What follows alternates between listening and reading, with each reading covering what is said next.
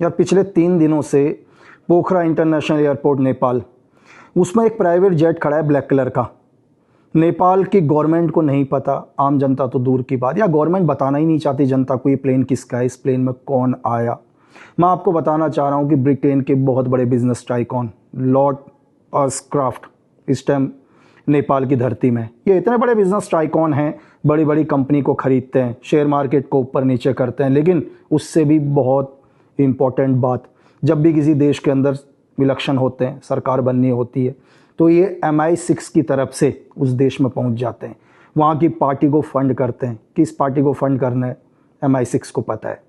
और ये Buddha international airport पूरा का पूरा चाइना के कंट्रोल में है अभी भी, क्योंकि KP ओली की डील थी, तो अभी भी चाइना को पता होता है इस एयरपोर्ट पर कौन आ रहा है कौन नहीं आ रहा है। तो लॉर्ड अस्क्राफ्ट अभी भी नेपाल की धरती में है, क्योंकि 5 मार्च को आपके नेपाल में इलेक्शन है।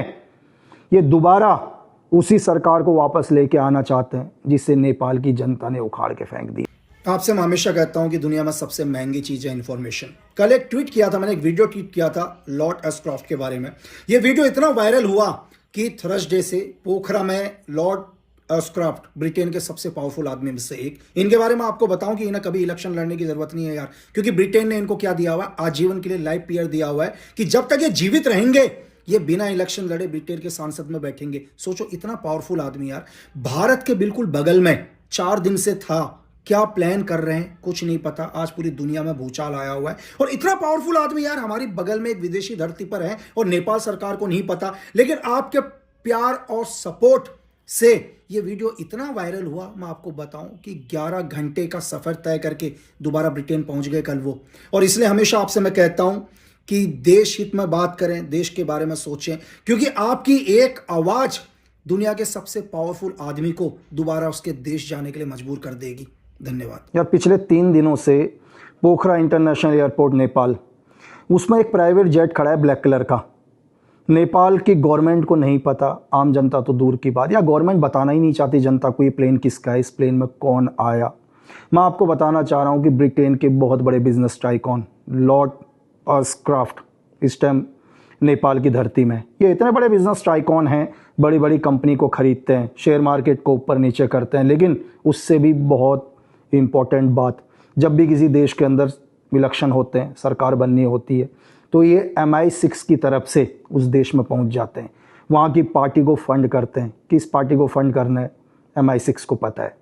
और ये बुद्धा इंटरनेशनल एयरपोर्ट पूरा का पूरा चाइना के कंट्रोल में है अभी भी, क्योंकि KP ओली की डील थी, तो अभी भी चाइना को पता होता है इस एयरपोर्ट पर कौन आ रहा है कौन नहीं आ रहा है। तो लॉर्ड अस्क्राफ्ट अभी भी नेपाल की धरती में है, क्योंकि 5 मार्च को आपके नेपाल में इलेक्शन है।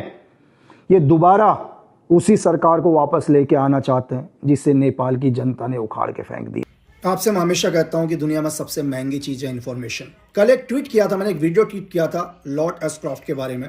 ये वीडियो इतना वायरल हुआ कि थर्सडे से पोखरा में लॉर्ड अस्क्राफ्ट ब्रिटेन के सबसे पावरफुल आदमी में से एक, इनके बारे में आपको बताऊं कि इन्हें कभी इलेक्शन लड़ने की जरूरत नहीं है यार, क्योंकि ब्रिटेन ने इनको क्या दिया हुआ है, आजीवन के लिए लाइफ पीयर दिया हुआ है कि जब तक ये जीवित रहेंगे ये बिना इलेक्शन लड़े ब्रिटेन के संसद में बैठेंगे। सोचो, इतना पावरफुल आदमी यार भारत के बिल्कुल बगल में 4 दिन से था। क्या प्लान कर रहे हैं कुछ नहीं पता, आज पूरी दुनिया में भूचाल आया हुआ है। और इतना पावरफुल आदमी यार हमारी बगल में एक विदेशी धरती पर है और नेपाल सरकार को नहीं पता, लेकिन आपके प्यार और सपोर्ट से ये वीडियो इतना वायरल हुआ, मैं आपको बताऊं कि 11 घंटे का सफर तय करके दोबारा ब्रिटेन पहुंच गए कल वो।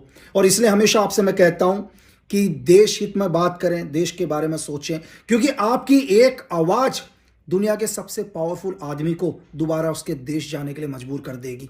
धन्यवाद।